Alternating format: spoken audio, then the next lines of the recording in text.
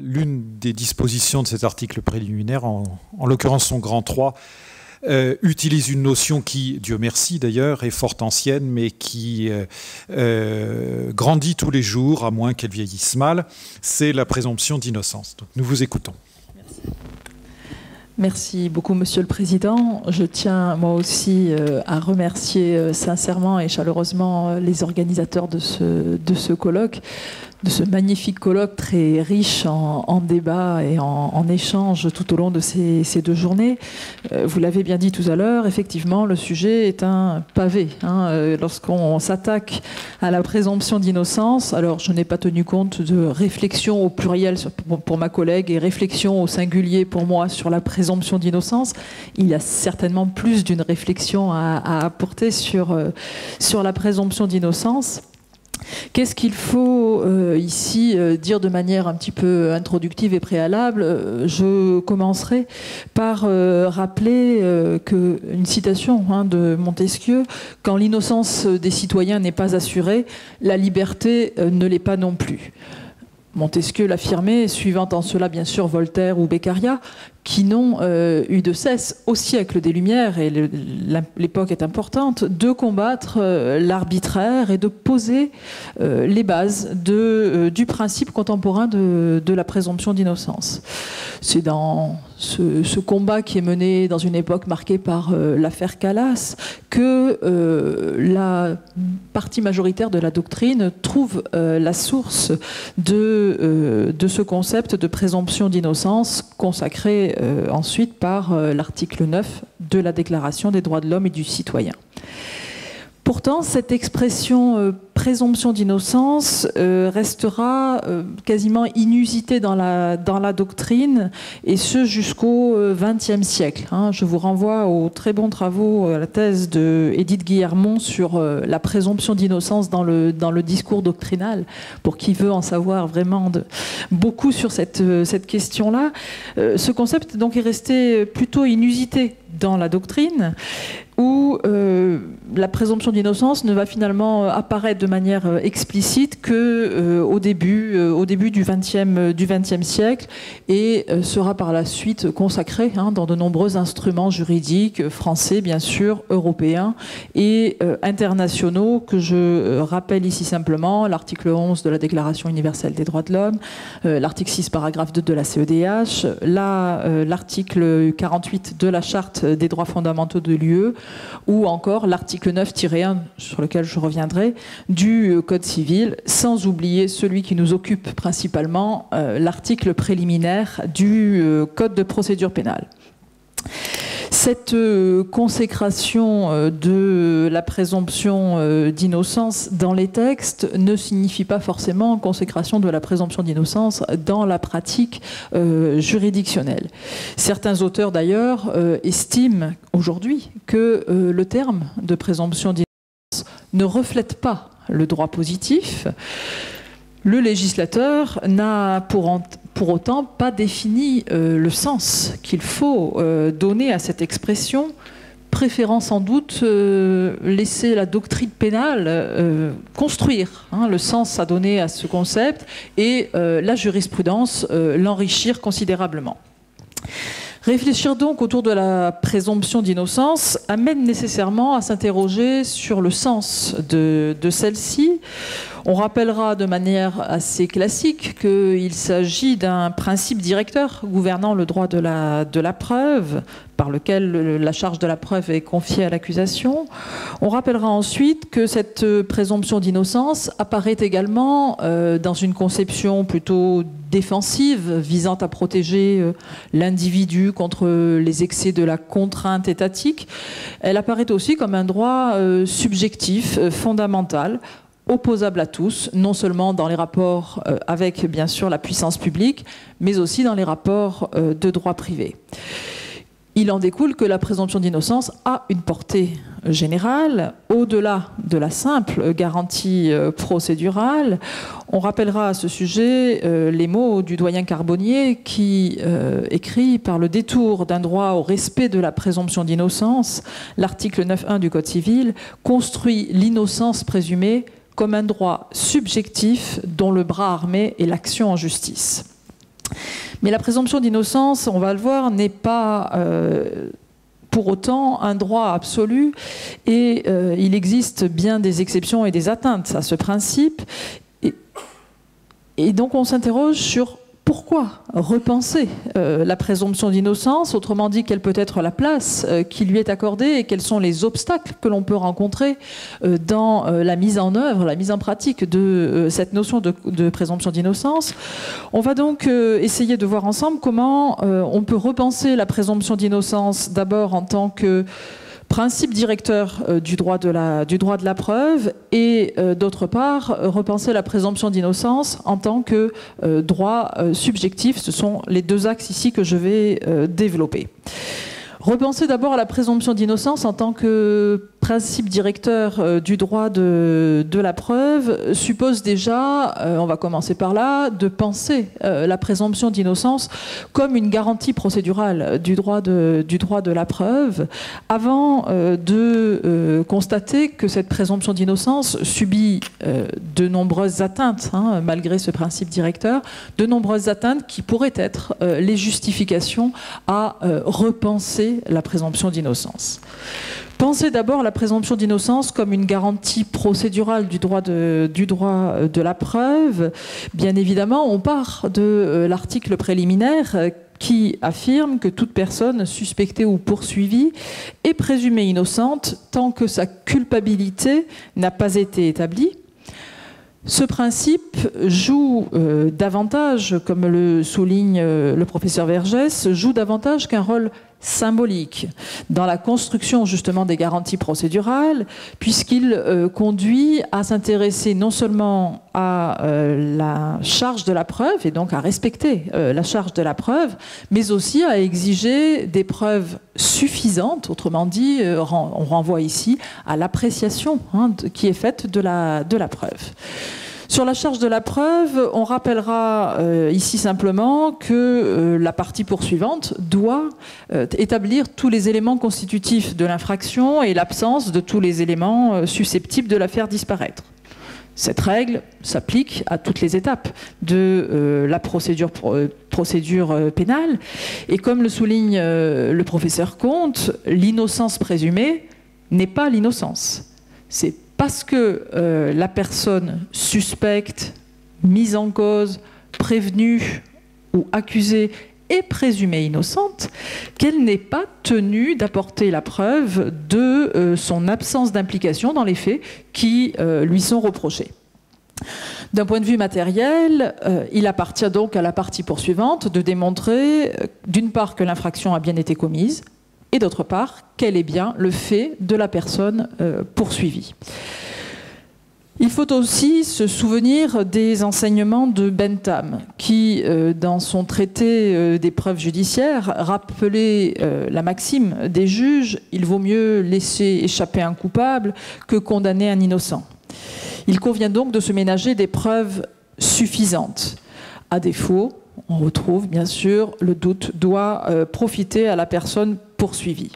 Là encore, dans notre code de procédure pénale, on peut trouver plusieurs exemples de cette maxime in dubio pro reo.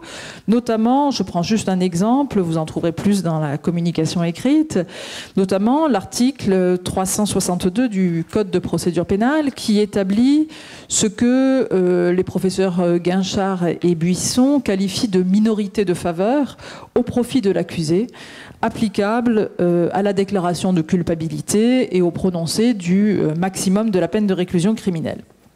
On le retrouve aussi à propos des demandes de révision, mais vous le retrouverez dans ma communication écrite.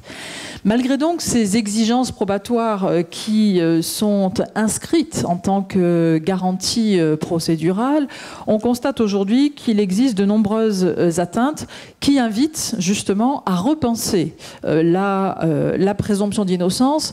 Et donc repenser la présomption d'innocence serait un moyen d'éviter les atteintes que l'on constate aujourd'hui. Repenser la présomption d'innocence pour éviter les atteintes. Quelles atteintes? Certains considèrent aujourd'hui de manière un peu excessive qu'il n'y a pas de présomption d'innocence en France. Ça peut sembler bien sûr excessif, mais il est indéniable quand même qu'au fil du temps, le législateur, la jurisprudence ont favorisé le renversement de la charge de la preuve, visant à instaurer des présomptions de culpabilité, tout en multipliant également des procédures qui viennent amoindrir les droits de la défense. Sur le renversement de la charge de la preuve, et là juste quelques exemples aussi, ces présomptions bien sûr de culpabilité sont encadrées notamment par les exigences du Conseil constitutionnel. Elles ne doivent pas revêtir un caractère irréfragable, il faut assurer le respect des droits de la défense, ou encore il faut également s'assurer que les faits induisent vraisemblablement et raisonnablement la vraisemblance de l'imputabilité. De la même manière, la Cour de cassation, la Cour européenne des droits de l'homme ont admis, au regard de l'article 6, paragraphe 2 de la Convention européenne, ces présomptions de culpabilité dans un certain nombre de domaines, notamment pour les infractions contraventionnelles, ou encore en matière de cause d'irresponsabilité. Ces présomptions de droit sont nombreuses aujourd'hui. On retrouve notamment en matière de proxénétisme, pour déduire que la personne qui vit avec une prostituée ou qui se livre à la prostitution est bien un proxénète. On la retrouve également en matière de travail dissimulé, en matière de droit douanier, notamment pour l'intérêt à la fraude, ou encore en matière de droit de la presse, plus précisément en matière de diffamation, tel que prévu par l'article 35 bis de la loi de 1881. Autant d'illustrations qui démontrent cet équilibre fragile entre un principe directeur et des pratiques à la fois législatives et jurisprudentielles qui mettent en péril ou qui peuvent mettre en péril la présomption d'innocence. Il faut ajouter également que cette présomption d'innocence n'est pas un droit absolu, et on le voit bien à travers ces quelques illustrations, y compris dans les phases antérieures au procès pénal en lui-même, que ce soit la phase de la garde à vue, que ce soit la détention provisoire, sans s'arrêter sur les termes, bien sûr, d'indices ou de raisons plausibles, qui vont clairement dans le sens de l'accusation, et là c'est un problème de vocabulaire employé ici, même si on le sait bien, la décision sur la détention provisoire, elle, ne porte pas sur le fond du litige, et c'est ici l'équilibre, le contre-pouvoir que l'on peut trouver à cette fragilité dans les termes qui sont employés. Même remarque aussi dans le cadre de la CRPC. Là aussi, la personne reconnaît les faits prouvés au préalable par l'autorité de poursuite. Encore faut-il que l'égalité des armes soit assurée, ce qui est parfois un peu délicat, notamment dans l'application de l'article 495-1. D'autres situations sont encore plus problématiques lorsque on constate que certaines procédures peuvent très rapidement amoindrir les droits de la défense et remettre en cause les mécanismes probatoires fondateurs de la procédure pénale. S'y ajoutent des questionnements qu'on a évoqués ce matin autour du statut du parquet et plus globalement de l'indépendance de la justice, mais aussi sur les conséquences probatoires de la présomption d'innocence. Là aussi, quelques exemples. La question du témoignage anonyme, dans sa version avant la loi du 3 juin et dans sa version complétée par la loi du 3 juin 2016. C'est donc ici les conséquences probatoires de la présomption d'innocence qui vont se faire sentir au stade de l'appréciation de la force probante de la preuve. Ici, des illustrations peuvent être trouvées hors du cadre purement français. On retrouve ces questions-là aussi, par exemple, devant la Cour pénale internationale. On a ces questionnements et cette recherche d'équilibre derrière la présomption d'innocence. Je vous renvoie notamment à l'affaire... c'est pas très facile à écrire, Ngudjolo Chui, qui a été rendu par la Cour pénale internationale le 18 décembre 2012. Cette affaire est particulièrement intéressante puisque c'est le premier jugement d'acquittement de la CPI. dans lequel la chambre de première instance précise que déclarer qu'un accusé n'est pas coupable ne veut pas nécessairement dire que la chambre constate son innocence. Une telle décision démontre simplement que les preuves présentées au soutien de la culpabilité ne lui ont pas permis de se forger une conviction au-delà de tout doute raisonnable, ce critère de au-delà de tout doute raisonnable constituant l'un des volets du principe de la présomption d'innocence et qui est posé par l'article 66 du statut de la CPI. Repenser donc la présomption d'innocence en tant que principe directeur du droit de la preuve affirmé en tant que principe fondamental nécessite d'apporter ici des correctifs, des améliorations, de tenir compte des difficultés rencontrées par la pratique pour avoir en permanence cet équilibre dans le processus probatoire. En va-t-il autrement lorsque l'on envisage la présomption d'innocence en tant que droit subjectif ? Est-ce que l'on doit aussi repenser la présomption d'innocence en tant que droit subjectif et surtout pourquoi doit-on envisager ce travail de repenser la présomption d'innocence ? Envisagé ici en tant que droit subjectif, donc à travers l'article 9.1 du Code civil, c'est un droit qui est invocable dans les rapports, y compris on va dire dans les rapports de droit privé et donc aussi dans les rapports avec l'État.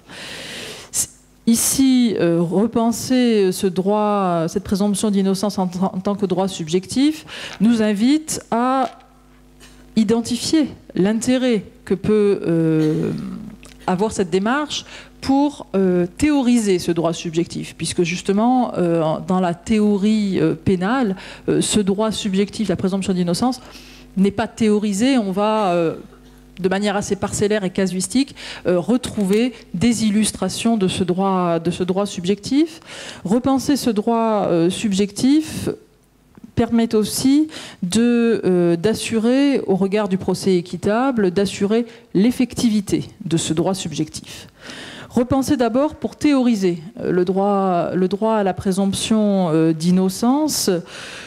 Théoriser, à défaut d'avoir effectivement des théories solides, bien ancrées sur la présomption d'innocence en tant que droit subjectif, on retrouve plutôt de la casuistique essentiellement issue de la Cour européenne des droits de l'homme, qui nous ramène à ce travail de conformité régulier.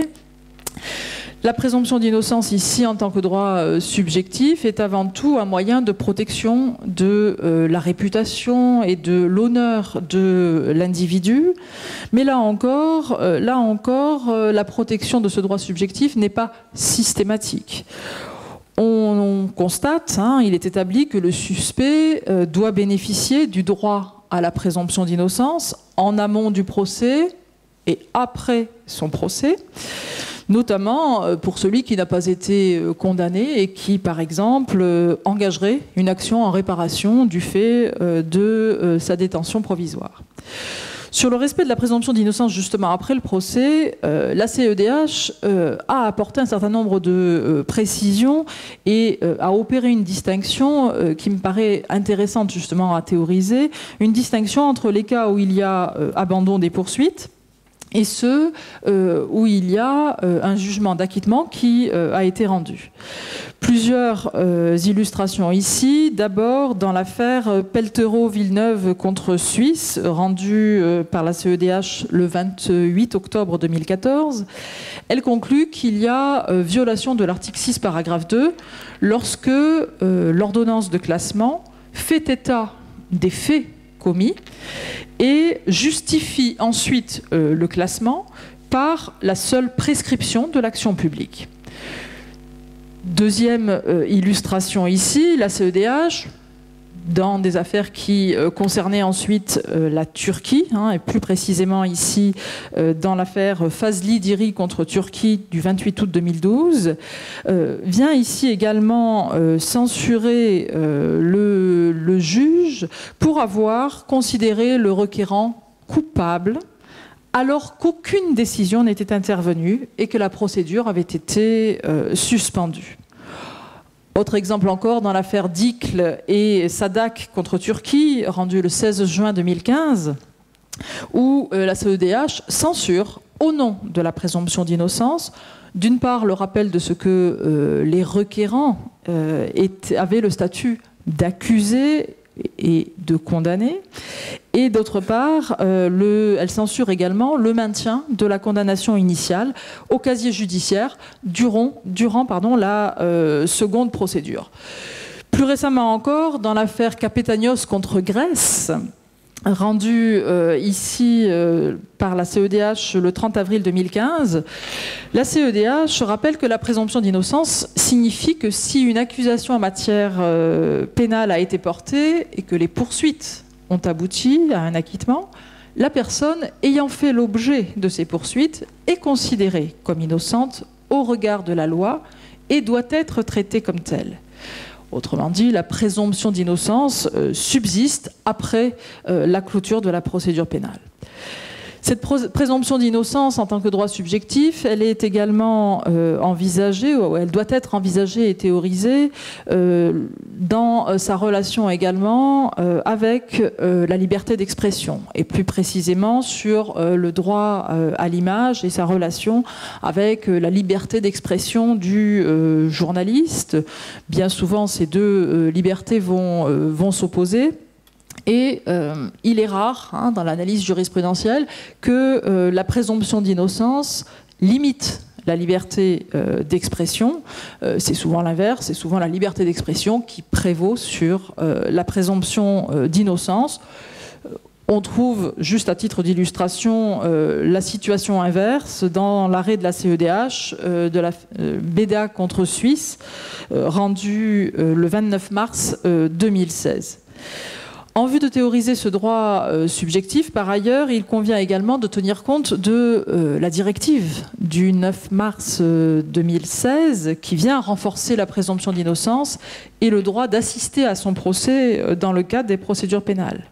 Là aussi, quel cadre pour théoriser ce droit? Plusieurs limites qui sont portées par la directive.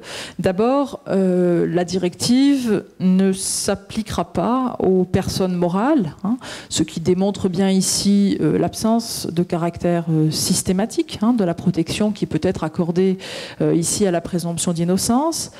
Elle s'appliquera uniquement aux procédures pénales, ce qui exclut donc également les procédures civiles, administratives ou encore les enquêtes menées par les autorités administratives en rapport avec ces procédures.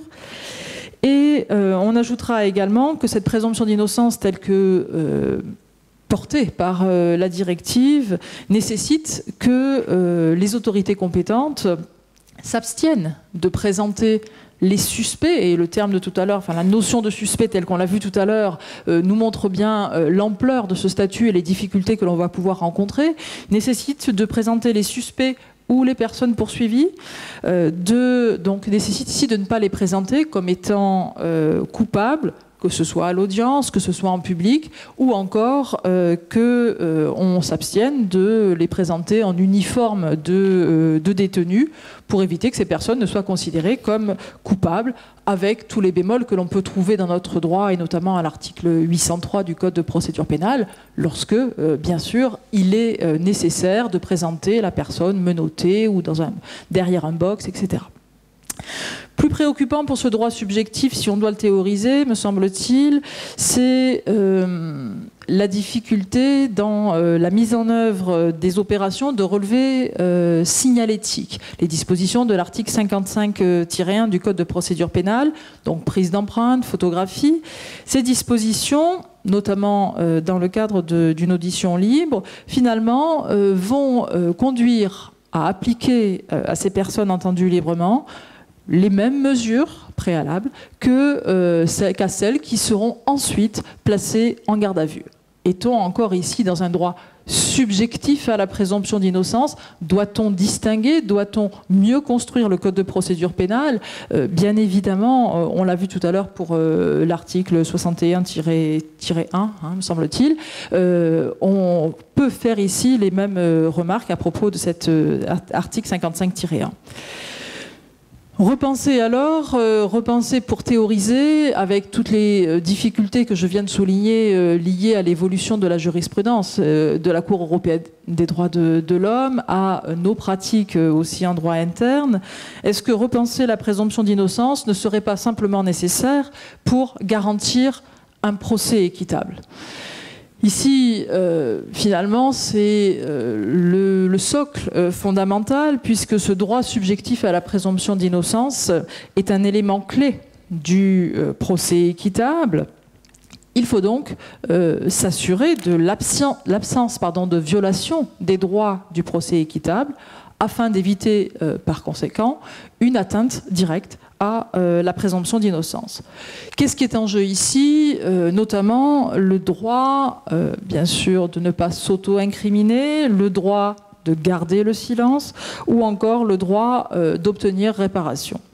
Déjà, cette protection que l'on peut rechercher dépasse le champ pénal entendu au sens strict pour s'étendre sans aucun doute à la matière pénale.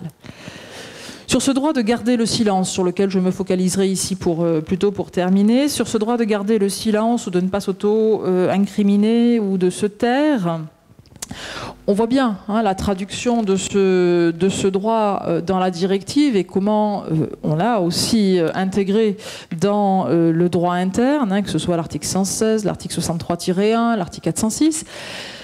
Dans l'application pratique,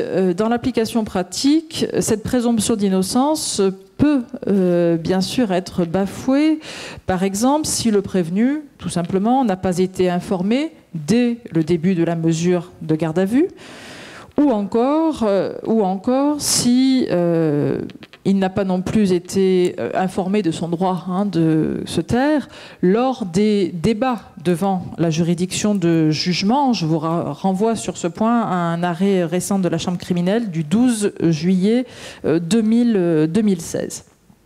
Ce droit de garder le silence doit en même temps être contrebalancé par l'interdiction de contraindre les suspects, les personnes poursuivies à fournir des informations si ceux-ci ne souhaitent pas le faire, ce qui n'entraîne pas pour autant l'interdiction d'utiliser des pouvoirs de contrainte licites en vue de recueillir des éléments de preuve par les autorités compétentes. Cette transposition donc de la directive, qui doit intervenir avant le 1er avril 2018, est sans doute notre défi pour la justice du XXIe siècle. Cette transposition pourrait être l'occasion de renforcer, de réécrire sans aucun doute la présomption d'innocence dans le code pénal afin qu'elle soit un véritable fil conducteur de la procédure pénale. Elle contribuera aussi à s'interroger sur les difficultés que l'on peut avoir à garantir ce droit subjectif dans des procédures qui dépassent les frontières de notre territoire et notamment dans des procédures qui vont impliquer une coopération pénale internationale avec des pays qui n'ont pas forcément ce référentiel de la présomption d'innocence. Faut-il alors véritablement repenser la présomption d'innocence et faut-il repenser le procès de l'infraction à travers la présomption d'innocence? Oui, sans doute, pour plus de lisibilité, si l'on considère, comme le professeur Pradel, que cette présomption d'innocence n'est qu'un colosse au pied d'argile. Pour autant, il s'agit surtout de faire en sorte que cette présomption d'innocence soit effective dans la pratique et pas simplement énoncée dans un texte, ce qui renvoie à quasiment tout ce qu'on a évoqué sur ces 2 jours, que ce soit l'indépendance de la justice et notamment la question du statut du parquet, la clarification de la notion même de suspect, la repensée, hier on a repensé penser le principe de la légalité, autant de questions qui nous conduisent simplement à identifier que la présomption d'innocence ne peut pas être simplement énoncée, elle doit pouvoir être garantie et appliquée dans nos juridictions. Je terminerai juste par une citation de Voltaire, enfin Zadig. Le roi avait perdu son Premier ministre. Il choisit Zadig pour remplir cette place. C'est de lui que les nations tiennent ce grand principe. Il vaut mieux hasarder de sauver un coupable que de condamner un innocent. Je vous remercie.